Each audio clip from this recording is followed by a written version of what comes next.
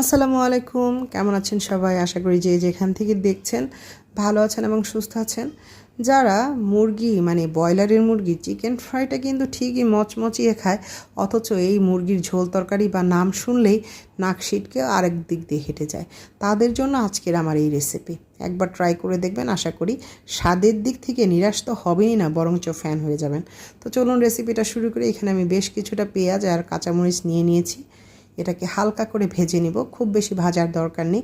Just কালারটা যখন change হবে তখন দিয়ে দিয়েছি একদম ভোরে 1 চা চামচ পরিমাণ রসুন বাটা আর সামান্য মানে একটু কম আদা বাটা, মানে 1 চা চামচ ফুল হবে একদম উবুডুবু করে ভরা, তার থেকে কম হবে আদা বাটা।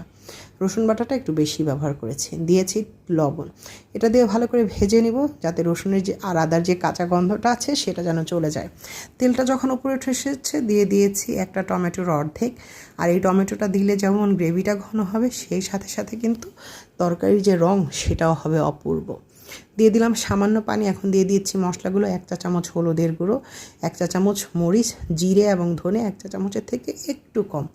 এখন এটাকে ভালো করে কষিয়ে নিব। আর আগেই বলে নিচ্ছি, এটার কষানোটার উপর ডিপেন্ড করবে এটার টেস্ট। অল্প পানি দিয়ে, মনে করেন আমি হাফ কাপ পানি নিয়েছি, সেটাকে অল্প অল্প 3-4 বারে দিয়ে এটাকে আমি 30 মিনিট সময় নিয়ে কষিয়ে নিয়েছি। একদম তেলটা উপরে উঠে যখন এই মশলাটা একদম একটা স্মুথ পেস্টের মতো হয়েছে ততক্ষণ পর্যন্ত কষিয়েছি। দেখতেই পেলেন কত অল্প অল্প করে পানি দিয়েছি আমি।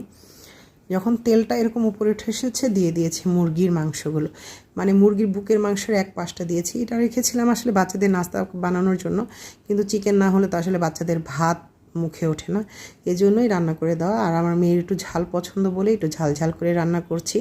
বিশেষ করে যারা ঝাল পছন্দ করে আশা করি তাদের এই রেসিপিটা দারুণ ভালো লাগবে। দিয়ে দিলাম কিছু আস্ত রসুন।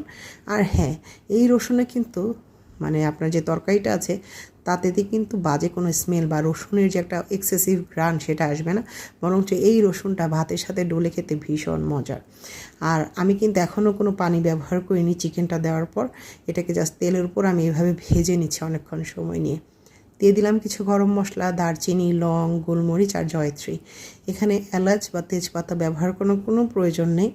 তার মানে এই না যে এটা দিয়ে কোনো বাজে গন্ধ আসবে বা টেস্টলেস হবে, তা কিন্তু না।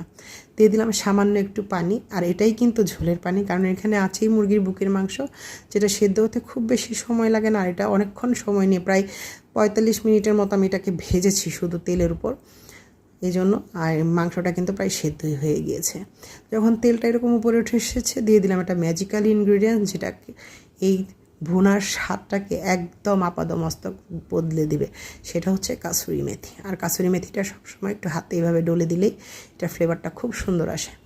এই তো তেলটা উপরে উঠে এসেছে, নামানোর আগে দিয়ে দিয়েছি 2টো কাঁচামরিচ, যেটাকে একটু ঢেকে দিলাম এইভাবে যাতে ফ্লেভারটা ছড়ায়। আর আপনারা কাসুরি মেথি যে কোনো সুপার স্টোরে পেয়ে যাবেন। এটা হচ্ছে আমার তরকারিটার ফাইনাল লুক। দেখুন কতটা লোভনীয় হয়েছে। বিশেষ করে যারা মাংস দিয়ে পরোটা খেতে পছন্দ করে বা রুটি খেতে পছন্দ করে, আশা করি তারা এই জিনিসের ফ্যান হয়ে যাবে।